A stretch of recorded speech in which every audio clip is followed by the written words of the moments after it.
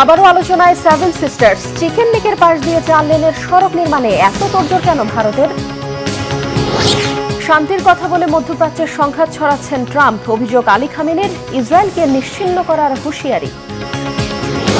অবশেষে লোহিত সাগর ছাড়ল ইসরায়েলের মিত্র যুক্তরাষ্ট্রের রণতরী। ফায়দা তুলতে পারবে কি ফিলিস্তিনের স্বাধীনতাকামীরা? আসসালামু আলাইকুম, দেখছিলেন Bangla vision world news headline. বাংলাদেশের ছাত্র জনতার অভ্যুত্থানে শেখ হাসিনা সরকারের পতনের পর থেকেই পাল্টাপাল্টি হুমকিতে উত্তর পূর্বাঞ্চলীয় 7 রাজ্য বা 7 সিস্টার্স নিয়ে অস্বস্তিকর অবস্থায় ভারত। বাংলাদেশের ভেতর দিয়ে শর্টকাটে 7 সিস্টার্সে পণ্য পরিবহনের রাস্তা বন্ধ হওয়ায় আর শিলিগুড়ি করিডোর দিয়ে সুবিধা করতে না পারায় বিকল্প ছাড়া গতি নেই। এমন অবস্থায় শিলং থেকে শিলচর পর্যন্ত 166.8 কিলোমিটারের দীর্ঘ 4 লেনের মহাসড়ক নির্মাণের পরিকল্পনা হাতে নিয়েছে ভারত। বলা হচ্ছে মিয়ানমার হয়ে সমুদ্রপথে নতুন এই সংযোগ স্থাপন হবে এতে। বিস্তারিত ডেস্ক রিপোর্টে। 7 সিস্টার্স নানা অভ্যন্তরীণ ও বহিরাগত ইস্যুতে হাতছাড়া হয়ে যায় কিনা এ নিয়ে ভারতের উৎকণ্ঠা দিন দিন বেড়েই চলেছে। এদিকে শিলিগুড়ি করিডোর দিয়ে বহু আগে থেকেই তেমন কোনো সুবিধা করতে পারছিল না ভারত সরকার। ফলে বাংলাদেশ ছিল তার একমাত্র নির্ভরতার জায়গা। ভারতের 7 সিস্টার্স অঞ্চলের সঙ্গে মূল ভূখণ্ডের সংযোগ সংকটে পড়েছে। বাংলাদেশে তেমন কোনো সুবিধা করতে না পারায় এবার মিয়ানমার হয়ে সমুদ্রপথে যোগাযোগ পথ নির্মাণ করতে যাচ্ছে ভারত। ভারতের national highways and infrastructure development corporation limited NHIDCL এর একজন ঊর্ধ্বতন কর্মকর্তা দ্য ইন্ডিয়ান এক্সপ্রেসকে এ তথ্য জানিয়েছেন। গত মার্চ মাসে চীনের বেইজিং সফরের সময় বাংলাদেশের অন্তর্বর্তীকালীন সরকারের প্রধান উপদেষ্টা ড মোহাম্মদ ইউনুস বলেন, ভারতের উত্তর পূর্ব অঞ্চলটি ভূবেষ্টিত বা ঘিরে থাকা অবস্থায় রয়েছে। তিনি আরও বলেন, এই অঞ্চলের জন্য বাংলাদেশের ভৌগোলিক অবস্থানই একমাত্র সমুদ্রপথে প্রবেশের সুযোগ করে দেয়। ফলে ঢাকা এই অঞ্চলের জন্য সমুদ্রপথের একমাত্র অভিভাবক। ভারতের সংবাদ মাধ্যম ইন্ডিয়ান এক্সপ্রেসের প্রতিবেদনে বলা হয়, শিলং থেকে শিলচর পর্যন্ত 186.8 কিলোমিটারের দীর্ঘ একটি 4 লেন বিশিষ্ট মহাসড়ক নির্মাণের পরিকল্পনা করছে ভারত সরকার। এই সড়কটি জাতীয় মহাসড়ক NH6 এর অংশ হিসেবে তৈরি হবে। শিলং থেকে শুরু হয়ে এটি যাবে 5 গ্রাম পর্যন্ত। প্রকল্পটি চালু হলে শিলং থেকে শিলচরের যাত্রাপথ 8.5 ঘণ্টা থেকে কমে 5 ঘণ্টায় নেমে আসবে। সরকারের লক্ষ্য 2030 সালের মধ্যে এই মহাসড়ক নির্মাণের কাজ সম্পন্ন করা। ভারতের পররাষ্ট্র মন্ত্রণালয়ের অর্থায়নে মিয়ানমারে বর্তমানে চলমান রয়েছে Kaladan multi modal transit transport project.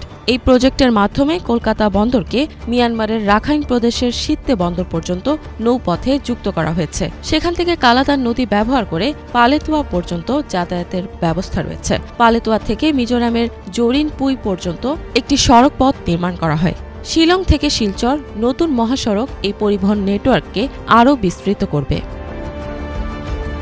Indian এক্সপ্রেসকে NHIDCL এর এক ঊর্ধ্বতন কর্মকর্তা জানান, শিলচরকে মিজোরাম, ত্রিপুরা, মণিপুর ও আসামের বরাক উপত্যকার প্রধান প্রবেশদ্বার হিসেবে বিবেচনা করা হয়। তিনি আরও বলেন, বাংলাদেশকে ছাড়াই কালাদান প্রজেক্টের মাধ্যমে এখন বিশাখাপত্তনম ও কলকাতা থেকে সরাসরি পণ্য উত্তর পূর্বাঞ্চলে পাঠানো সম্ভব হবে। বর্তমানে ভারতের মূল ভূখণ্ডের সঙ্গে উত্তর পূর্বাঞ্চলের রাজ্যগুলোর একমাত্র যোগাযোগের পথ শিলিগুড়ি করিডোর, যা চিকেন স্নেক নামেও পরিচিত। বাংলাদেশ ও মিয়ানমারের মধ্য দিয়েও বিকল্প রুট রয়েছে। বাংলাদেশ সম্প্রতি আঞ্চলিক জলপথে নিরাপত্তা বজায় রাখতে বঙ্গোপসাগরে প্রবেশাধিকার সীমিত করেছে। এদিকে বাংলাদেশে ভারতের অর্থায়নে চলমান রেল সংযোগ প্রজেক্টগুলোরও নির্মাণ ও জরিপের কাজ বর্তমানে বন্ধ রয়েছে। ফলে বর্তমান পরিস্থিতিতে ভারতকে তাদের কৌশল পুনর্বিবেচনা করতে দেখা যাচ্ছে। উত্তর ভারতের রেল অবকাঠামো জোরদার করার পাশাপাশি ভুটান ও নেপালের মাধ্যমে বিকল্প সংযোগ স্থাপনের পরিকল্পনাও করছে দেশটি। এসব নতুন প্রজেক্টের সম্ভাব্য ব্যয় ধরা হয়েছে প্রায় 3,500 থেকে 4,000 কোটি রুপি। ইফাত জাহান, বাংলা ভিশন।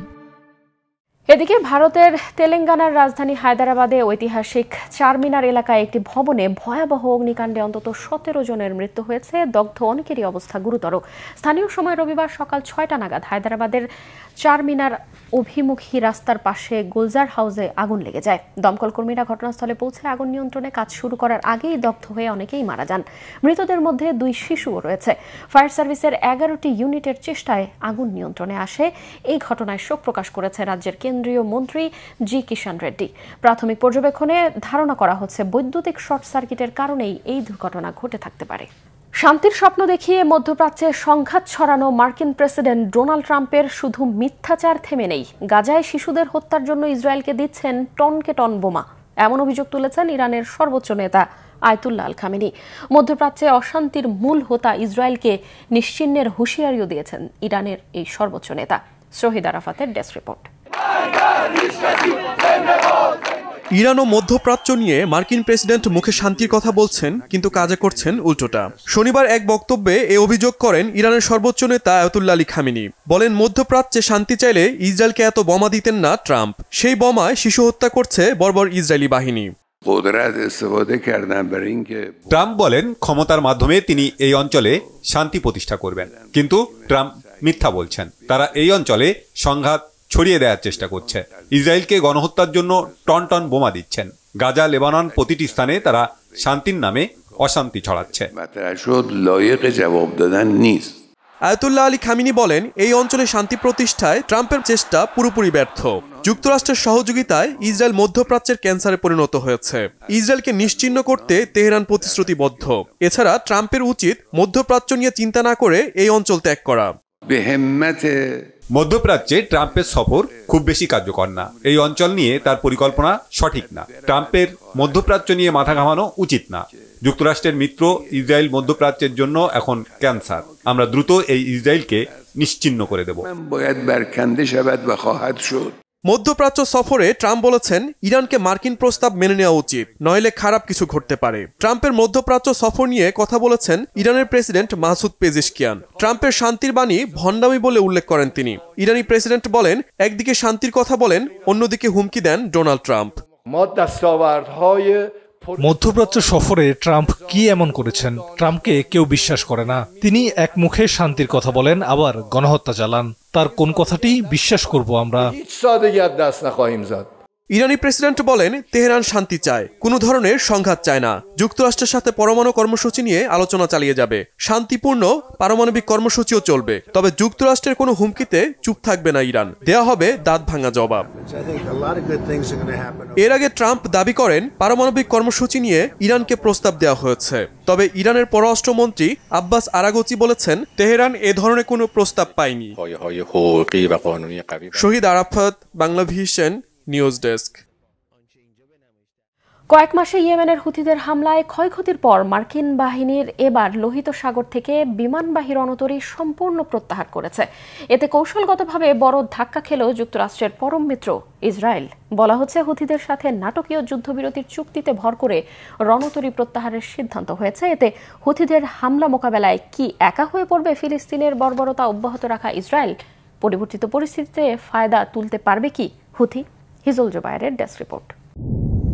সাম্প্রতিক মাসগুলোতে ইয়েমেনের হুথি বাহিনীর একের পর এক ক্ষেপণাস্ত্র হামলায় হিমশিম খেতে হচ্ছে রেড সিতে মোতায়েন মার্কিন নৌবাহিনীকে। বেশ কয়েকবার ইয়েমেনিদের ক্ষেপণাস্ত্র মার্কিন বিমানবাহী রণতরী ইউএসএস হ্যারি এস ট্রুম্যানে আঘাত হানে বলেও খবর আসে। এছাড়া সম্প্রতি একাধিক যুদ্ধ বিমানও হারাতে হয়েছে যুক্তরাষ্ট্রকে। সব মিলিয়ে মার্কিন নৌবাহিনীর ভাবমূর্তি যেন হুমকির মুখে পড়েছে। সর্বশেষ 13ই মে একটি মার্কিন যুদ্ধবিমান রেড সিতে তলিয়ে যায়। নিয়মিত মহড়ার অংশ হিসেবে যুদ্ধজাহাজে অবতরণকালে যান্ত্রিক ত্রুটির কারণে এটি ঘটে বলে দাবি ওয়াশিংটনের। তবে ইয়েমেনি যোদ্ধাদের অব্যাহত হামলার মুখে ঘটা এমন দুর্ঘটনার প্রকৃত কারণ নিয়ে সংশয় রয়েছে। ওই ঘটনার এক সপ্তাহ আগেই আরও একটি যুদ্ধবিমান সমুদ্রে তলিয়ে যায়। এরই মাঝে খবর এলো, ইয়েমেনি যোদ্ধাদের সাথে আপোষ করে রেড সি থেকে পুরোপুরি পিছু হটছে মার্কিন বিমানবাহী রণতরী ইউএসএস হ্যারি এস ট্রুম্যান। আল জাজিরাকে দেয়া মার্কিন এক কর্মকর্তার তথ্যের বরাত দিয়ে ইরানের রাষ্ট্রীয় গণমাধ্যম প্রেস টিভি জানিয়েছে, অবিলম্বে মধ্যপ্রাচ্য থেকে প্রত্যাহার করা হচ্ছে ইউএসএস ট্রুম্যান। এর বদলি হিসেবে নতুন করে আর কোনো বিমানবাহী যুদ্ধজাহাজ ওই অঞ্চলে মোতায়েন করা হবে না। মার্কিন ওই কর্মকর্তা জানান, ওমানের মধ্যস্থতায় একটি সমঝোতা চুক্তি ও যুদ্ধবিরতিতে উপনীত হয়েছে হুথি গোষ্ঠী ও যুক্তরাষ্ট্র। এর আওতায় উভয় পক্ষই একে অন্যের ওপর হামলা বন্ধে একমত। চুক্তি অনুসারে মার্কিন জাহাজ সহ কোনো পক্ষই অপর পক্ষের যোদ্ধা বা সেনাদের ওপর হামলা চালাবে না। সূত্র আরও জানায়, ইয়েমেনে মার্কিন হামলা বন্ধের শর্তে রেড সিতে নিরাপদে যুক্তরাষ্ট্রের বিভিন্ন জাহাজ চলাচল করতে দেয়া হবে। এদিকে রেড সি ও মধ্যপ্রাচ্যে মার্কিনীদের কোনো বিমানবাহী রণতরী না থাকার অর্থ ইয়েমেনি যোদ্ধাদের সাথে চলমান উত্তেজনা বৃদ্ধির মাঝে একা হয়ে পড়ছে ইসরায়েল। এ যাবৎ ইসরায়েলকে লক্ষ্য করে ইয়েমেনিদের ছোড়া বিধ্বংসী সব মিসাইল ভূপাতিত করতে ব্যাপক ভূমিকা রেখেছে ইউএসএস ট্রুম্যান। আগামীতে এই সহায়তা পাবে না তেল আবিব। ক্রমশ ভয়াবহ হয়ে উঠতে থাকা হুথিদের বিরুদ্ধে একাই লড়াই করতে হবে ইসরায়েলের প্রধানমন্ত্রী বেনিয়ামিন নেতানিয়াহুকে। অন্যদিকে এরই মাঝে মার্কিনীদের সাথে সমঝোতা চুক্তির পর ইসরায়েলে হামলা জোরদার করেছে ইয়েমেনি যোদ্ধারা। সর্বশেষ 17 মে মধ্য ইসরায়েলে ব্যালিস্টিক ক্ষেপণাস্ত্র হামলা চালিয়েছে তারা। এ সময় জোরালোভাবে বাজতে থাকে সতর্কতা সাইরেন। নিরাপদ আশ্রয়ের আশায় ছুটতে থাকে হাজারো আতঙ্কিত ইসরায়েলি। তবে মিসাইলটি ভূপাতিত করার দাবি জানিয়েছে ইসরায়েলি বাহিনী। এতে কেউ হতাহত হয়নি বলেও জানিয়েছে তারা। হিজল জোবায়ের, বাংলা ভিশন। ফিলিস্তিনের গাজায় 24 ঘন্টায় আরও অন্তত 125 ফিলিস্তিনিকে হত্যা করেছে দখলদার ইসরায়েলি বাহিনী। কাতারে হামাসের সাথে পরোক্ষ যুদ্ধবিরতির আলোচনা চললেও কমেনি দখলদার বাহিনীর হামলার তীব্রতা। রবিবার ভোর পর্যন্ত তাণ্ডব চালিয়ে গাজার আল মাওয়াসিতে 36 জন, দক্ষিণ গাজায় 44 জন আর উত্তরে 42 জনকে হত্যা করেছে ইসরায়েলি বাহিনী। হামাসের দাবি, বাস্তুচ্যুতদের তাঁবুকে লক্ষ্য করে এলোপাতাড়ি গোলাবর্ষণ করেছে ইসরায়েলি বাহিনী। গাজায় অব্যাহত বর্বরতা আর নিরস্ত্র ফিলিস্তিনিদের প্রাণহানি বৃদ্ধির জন্য মার্কিন প্রশাসনকেই দায়ী করছে হামাস। এদিকে বাগদাদে আরব লীগের 34তম শীর্ষ সম্মেলনের পর আরব নেতাদের গাজায় ইসরায়েলের একতরফা যুদ্ধ বন্ধের আহ্বান জানিয়েছে। সেই সাথে গাজার ওপর থেকে ইসরায়েলের অবরোধ প্রত্যাহার করতে মানবিক সহায়তা পৌঁছে দিতে সাহায্যের জন্য বিশ্ব নেতাদের আন্তরিক পদক্ষেপ নেওয়ারও আহ্বান জানানো হয়েছে। এদিকে গাজার ধ্বংসস্তূপের ভেতর থেকে ভেসে আসছে শিশুদের কান্নার শব্দ। অন্যদিকে আরব নেতারা ব্যস্ত যুক্তরাষ্ট্রের সাথে লক্ষ কোটি ডলারের ব্যবসায়িক চুক্তি নিয়ে। গত সপ্তাহে মার্কিন প্রেসিডেন্ট ডোনাল্ড ট্রাম্পের মধ্যপ্রাচ্য সফরে আরব দেশগুলোর সাথে সই হওয়া বিভিন্ন চুক্তি নিয়ে চলছে ব্যাপক সমালোচনা। যেখানে নিপীড়িত ফিলিস্তিনের পাশে আরব নেতাদের দাঁড়ানোর কথা ছিল, সেখানে তারা মেতেছেন ইসরায়েলের ঘনিষ্ঠ মিত্র আমেরিকার সাথে ব্যবসায়িক ফায়দা তোলার উন্মাদনায়। প্রশ্ন উঠছে, কে হবে জয়ী, মানবিকতা নাকি রাজনীতি? বিস্তারিত ইমরান মাহমুদের ডেস্ক রিপোর্টে। একের পর এক ইসরায়েলি হামলায় যখন গাজা পরিণত হয়েছে এক মৃতপ্রায় শহরে, তখন বিশ্বের চোখ ছিল আরব নেতাদের দিকে। ফিলিস্তিনের শিশুদের কান্না, বিধ্বস্ত ভবন এবং অনাহারে দিন কাটানো লক্ষ মানুষের বাস্তবতা আরব শাসকদের কতটা নাড়া দিয়েছে সেই প্রশ্ন তোলার সুযোগই দিলেন না তারা।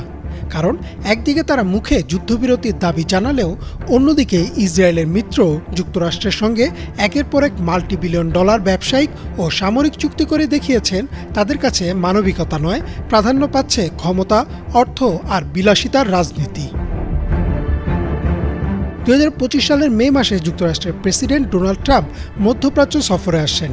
এই সফরে তিনি সংযুক্ত আরব আমিরাতের নেতাদের সঙ্গে বসেন এক উচ্চ পর্যায়ের বৈঠকে।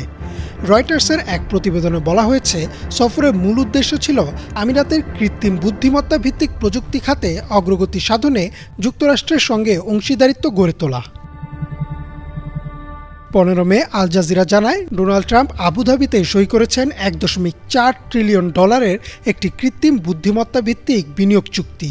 এই চুক্তির আওতায় মার্কিন প্রযুক্তি জায়ান্ট যেমন এনভিডিয়া, মাইক্রোসফট এবং অ্যামাজনের সহায়তায় গড়ে উঠবে মধ্যপ্রাচ্যের সবচেয়ে বড় এআই ডেটা সেন্টার, যার অবস্থান হবে আবুধাবিতে।